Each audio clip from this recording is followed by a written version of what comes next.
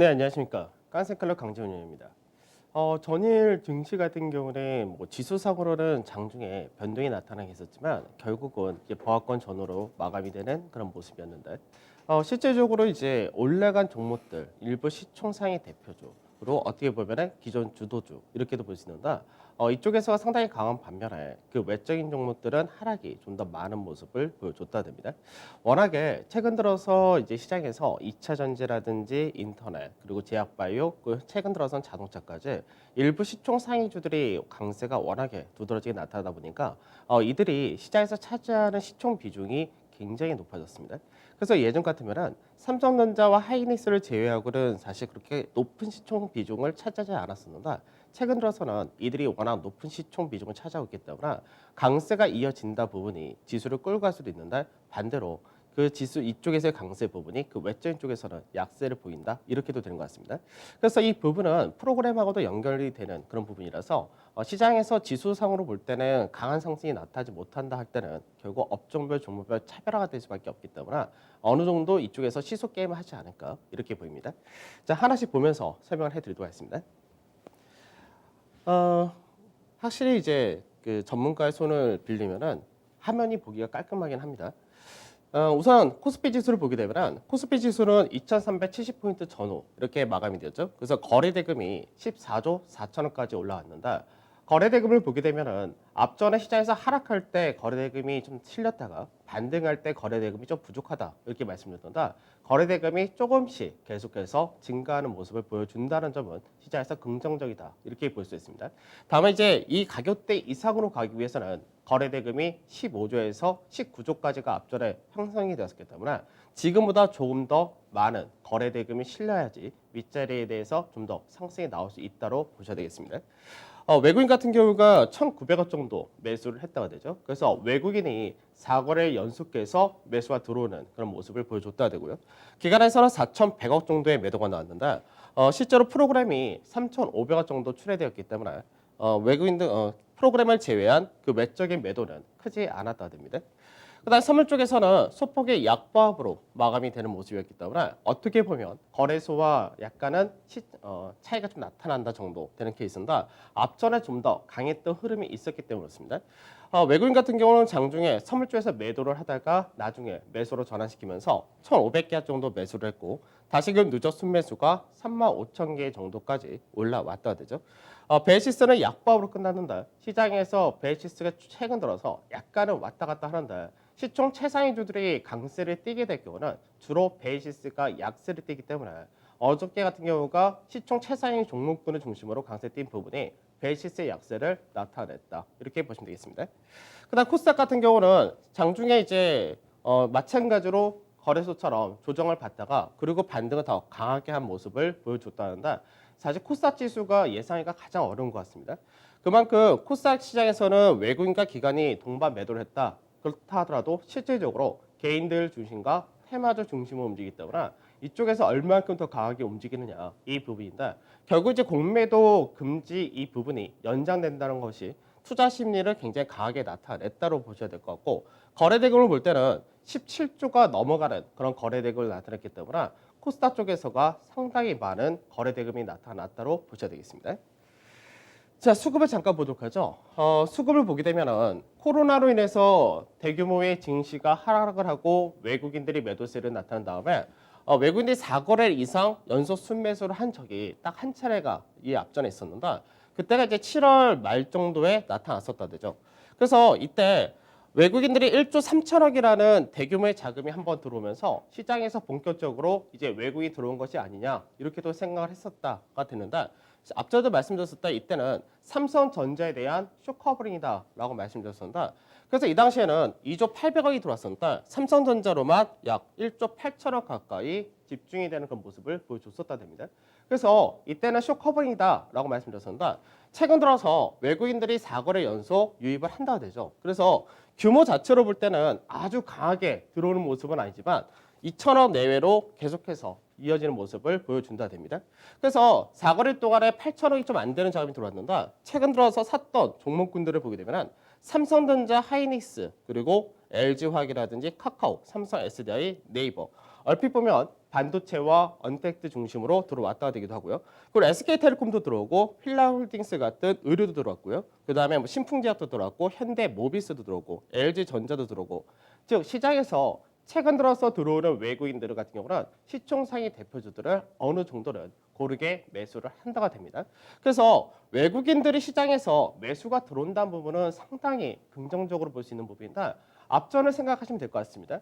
시장에서 6월 달까지 지수가 꾸준히 올라가고 하방 경직이 나타났다. 그때도 물론 개인들의 매수가 많았지만 연기금이라는 기관에서 한 곳이 꾸준히 시장에서 매수세를 보여줬기 때문에 시장의 안정세가 좀 나타났던 케이스였는데 최근 들어서 외국인의 매수세가 유입이 된다는 부분이 앞전에 연기금 같은 역할을 해준다면 상당히 시장에서 긍정적이다 이렇게도 볼 수 있을 것 같습니다. 자, 그다음 해외 증시 잠깐 보도록 하죠.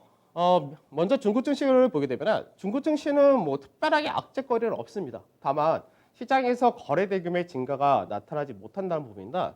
그러다 보니까 3,450이라는 직전의 고가를 넘기기 위해서는 역시 거래 대금의 증가가 필요하다. 이렇게 되겠죠.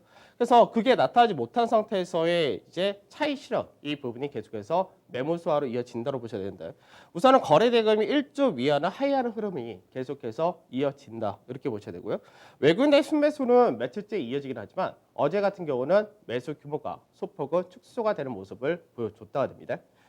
자, 그다음에 미증시인데 미증시는 이제 S&P 그리고 나스닥 두 군데 다 신고가를 나타낸 모습을 보여줬다 되죠. 우선은 나스닥 같은 경우 1.7% 정도 올라갔고 S&P가 1%, 그리고 다우지수가 0.3% 올라갔는데 전일 국내 증시에서는 뭐 미선물 선반영 부분은 거의 없었다 됩니다.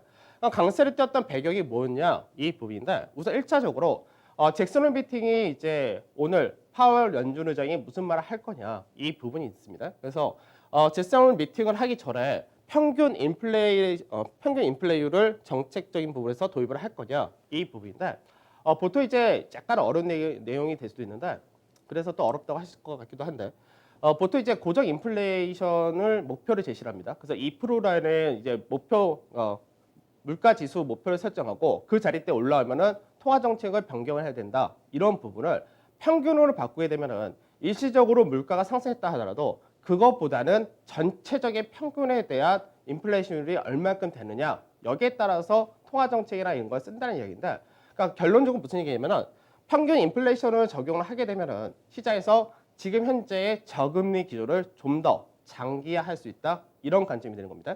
그래서 지금 현재 통화 정책을 변경할 수가 없다라는 관점은 거의 다 비슷한데 이 부분을 좀 더 장기적으로 갈 수 있다. 이 기대치가 높아졌다로 보시면 되겠습니다. 그다음에 대형 기술주 같은 경우가 강세가 이어진다는데 이게 계속해서 나타나는 부분이 애플이 먼저 액면 분할을 하고 주가가 상당히 강하게 나타났고 그러고 나서 이제 이번 주에 테슬라가 액면 분할을 하게 된다. 거기에 따른 기대치가 역시 나타났다 되고요. 그리고 이제 페이스북이라든지 그 외적인 아마존이라든 이런 고가 주식들, 빵이라고 얘기하는 종목들이기도 한데 이들 같은 경우도 액면 분할을 할 수 있다는 기대치가 높아지기 때문에 이들 종목군들이 계속해서 강세가 나타났다가 됩니다. 그 외적으로 이제 모더나에서도 이제 백신 실험을 하는 데 있어서 노령층을 중심으로 해서 백신 실험을 했는데 이 결과 역시도 긍정적으로 나타났다. 역시 미증시의 강세 배경이 되었다고 보시면 되겠습니다. 그래서 빵 관련된 종목들 이쪽에서의 상승이 상당히 강했고요. 자동차라든지 화학, 산업재, 운송 이런 쪽 역시도 강세를 보였습니다. 그에 반대로 원유 서비스라든지 항공 여행, 금융, 유틸리티 이런 쪽도 약세되었기 때문에 어느 정도는 미증시가 상승을 했다 하더라도 일부 대형 기술주와 그 외적으로는 업종별 차별화가 이어졌다 됩니다.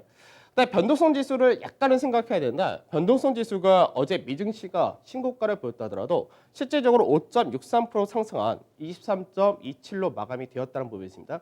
이거는 파웰 연준의장이 연설을 할 때 기대치를 현재는 먼저 준 상태인데 여기에 대해서 뭐 기대치를 하회하는 그런 발언을 하거나 그렇게 나타날 경우는 차익 실현이 떨어질 수 있다라는 부분을 약간은 시장에서 반영을 했다라고 봐야 될 것 같습니다. 그다음 유가 같은 경우는 43불선 그대로 유지를 하는 모습이었고요. MSCI 코리아 인덱스는 0.6% 정도 상승한 64.9까지 올라왔다 됩니다. 근데 달러 인덱스는 93을 살짝 하회했고 원 달러 환율은 1,185원을 살짝 내려서 마감이 되었다 됩니다. 자, 중국 증시 잠깐 보도록 하죠. 중국 증시를 보게 되면 중국이 이제 앞전에 워낙에 강하게 상승을 했기 때문에 그리고 나서는 기간 조정과 가격 조정이 불가피한 그런 케이스였는데 가격 조정을 받고 한번 반등을 하고 그리고 나서 상단 자리에 다시 한번 갔다가 내려왔다 그러는데 전체적인 박스의 중간 가격이 3,315포인트입니다. 그래서 실질적으로 거래량을 보게 되면 거래량이 앞전에 강하게 실리고 나서 계속해서 하락세를 나타냈다 되죠. 그래서 어느 정도는 거래량이 다시금 바닥권에 들어왔다가 된다. 여기서 이제 거래량 증가가 나오면은 그리고 3,315포인트에서 반등이 나온다면 이제는 윗자리를 돌파할 가능성이 상당히 높아진다. 이렇게 전망이 됩니다. 그래서 실질적으로 이제 중국 증시 같은 경우는 빠르면은 이달 말도 가능하겠지만 실질적으로 한 9월 달 정도 되면은 상단을 돌파하는 그런 과정이 나타날 수 있기 때문에 이 부분이 국내 증시도 같이 동조화될 수 있느냐 이게 중요할 것 같습니다. 그래서 실질적으로 여기서 또 하나 체크해야 될 게 뭐냐면 환율적인 부분을 체크를 해야 되는데 위안화 같은 경우가 최근 들어서 이제 미중 간의 대화를 하고 그리고 난 다음에 미중 간의 무역 분쟁이라는 데에 대한 우려가 완화가 되었죠. 그래서 그 부분이 위안화 같은 경우가 6.9 위안을 이탈하는 흐름을 어저께 나타났다가 됩니다. 그러면 실질적으로 이제 2018년도부터 계속해서 미중 간의 무역 분쟁이 발생되었을 때 위안화가 6.25 정도에서 7.2까지 올라가는 모습을 보여줬었는데 그리고 나서 1월 달에 미중 간의 무역 일자 합의가 되었었다. 이때가 다시금 떨어졌던 자리대가 6.85 정도 됩니다. 근데 최근 들어서 우려감이 나타나다가 다시금 이 라인대를 내려왔다는데 그러면 이 가격을 하회하는 흐름이 나타난다는 경우는 시장에서 위안화 자체가 강세를 띈다 되겠죠. 그러면 국내 원달러 환율도 사실은 위안화와 비슷한 흐름을 보여주기 때문에 결국 이 부분은 신흥국 통화 전체적으로가 어느 정도 반등을 한다는 이야기가 됩니다. 그러면 신흥국 통화의 강세가 나타난다는 부분은 외국인들이 신흥국으로 자금을 유입할 가능성이 높아진다가 되기 때문에 결국 외국인들이 최근 들어서 국내 증시에 들어오는 부분이 이제 공매도 금지 자체를 연장하는 부분 이런 것도 있다라고도 볼 수 있겠지만 그 외적으로도 환율적인 부분에서 외국인들이 들어오기 좋은 여건이 만들어진다 이렇게도 볼 수 있을 겁니다.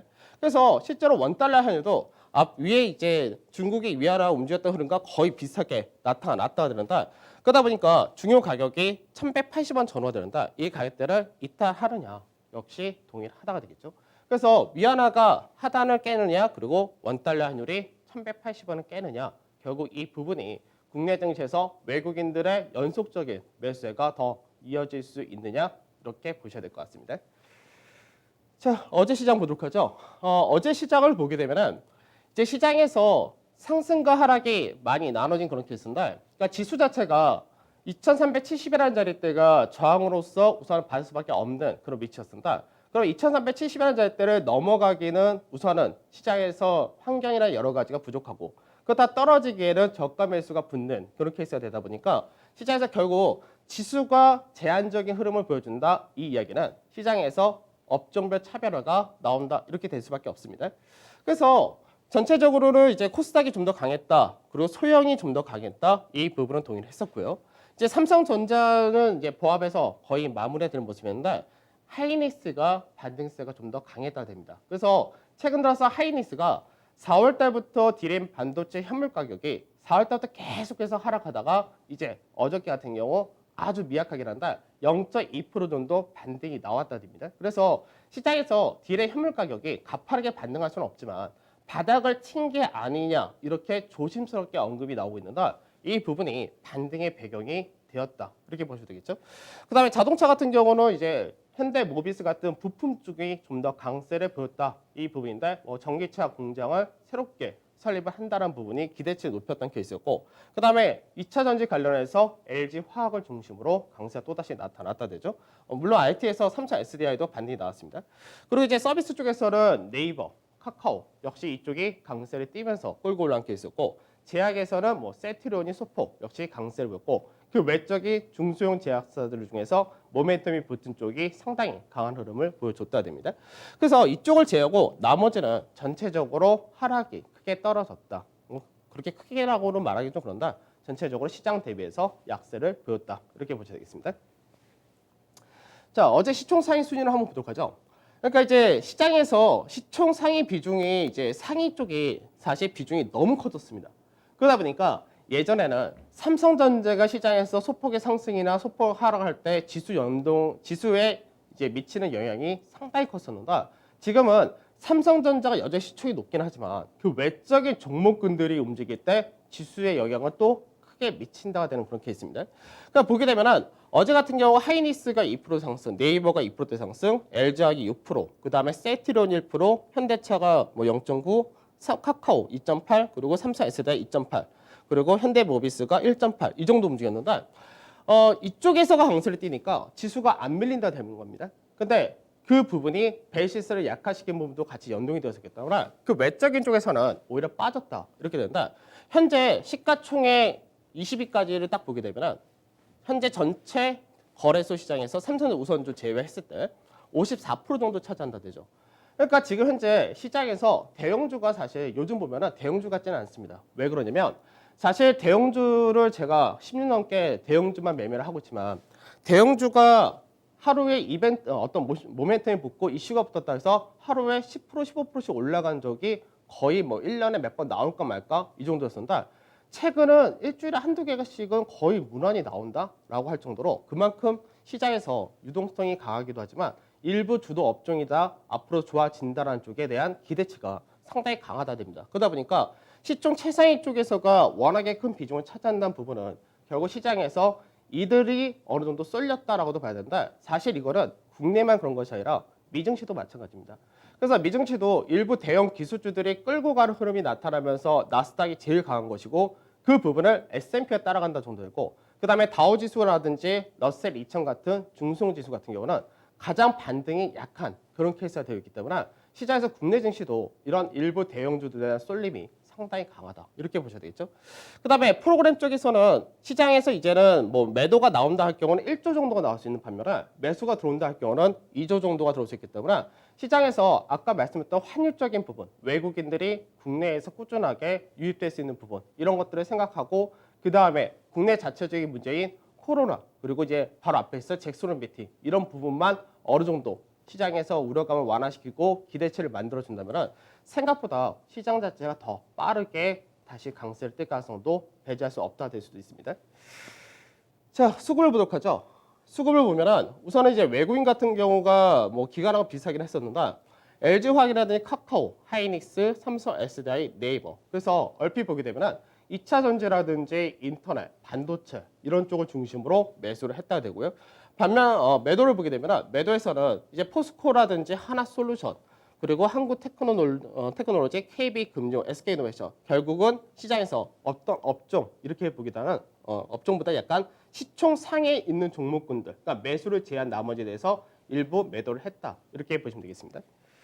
그다음 기관에서도 이제 프로그램이 중심으로 나갔다 이렇게 되게 되는데 역시 하이닉스라든지 LG화학, 카카오 그다음에 뭐 두산 퓨어세이라든지 서진시스템 이런 쪽으로 들어왔는데 기관에서는 이제 종목별에서 일부 LG화학이라든지 하이닉스만 규모가 좀 컸었고 그 외적으로는 규모가 좀 작았다는데 코스닥에 있는 5G 관련주들 전반적으로 매수하는 흐름을 보여줬다 되죠.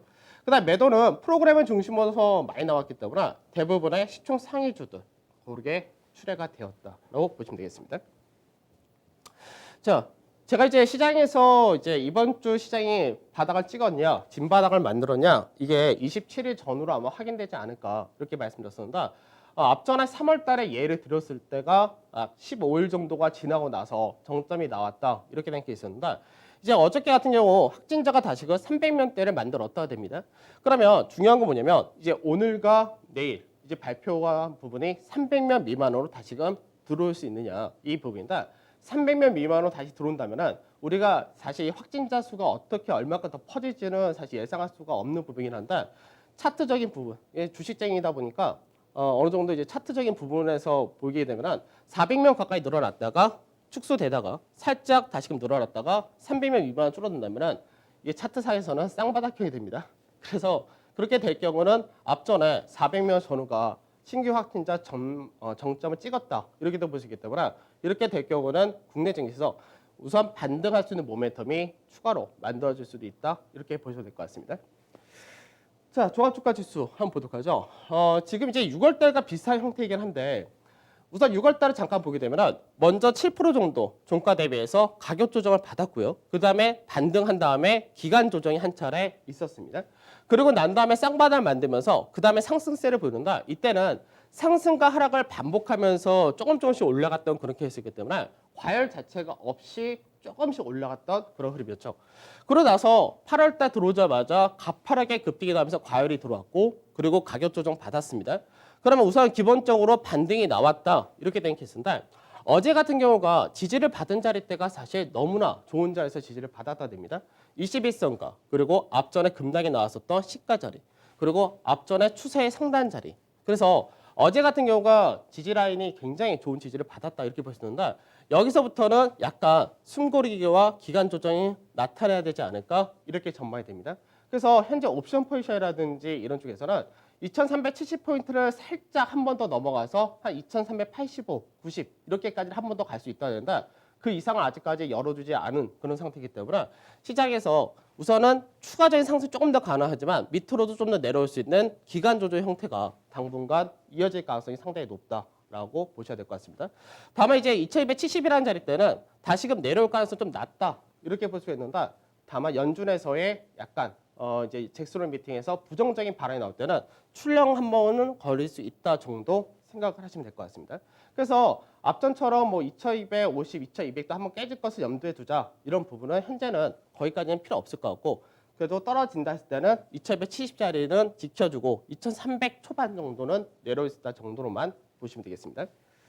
그다음 코스닥도 마찬가지로 좀 더 강하게 움직인 케이스인데 코스닥도 현재 구간에서는 어느 정도 기간 조정이 필요하다 이렇게 보시면 되기 때문에 약 820에서 850선 사이에서 움직이지 않을까 이렇게 전망이 됩니다.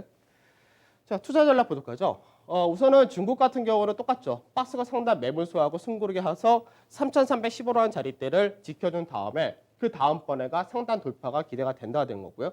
그 다음에 미국이 잭슨홀 미팅을 앞둔 상태에서 경계감과 기대감이 같이 들어와 있는 상태입니다.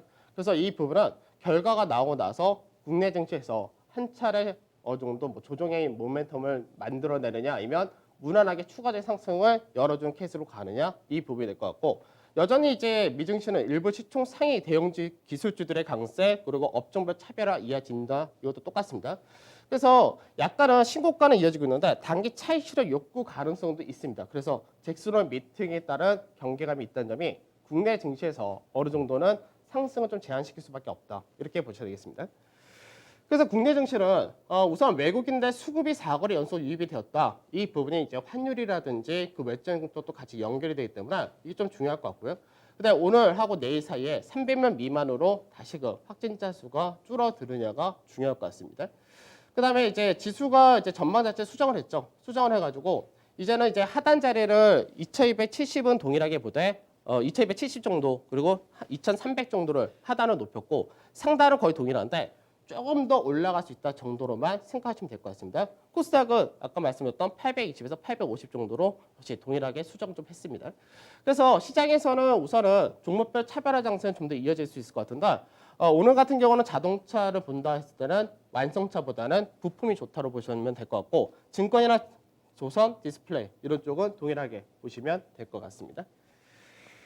자, 태풍도 거의 무난하게 아주 큰 사고 없이 넘어가는 것 같은데 코로나 환자 수도 확진자 수가 좀 줄어드는 흐름이 나타나면 좋을 것 같습니다. 저는 오늘 여기서 마무리하도록 하고 내일 찾아뵙도록 하겠습니다. 감사합니다.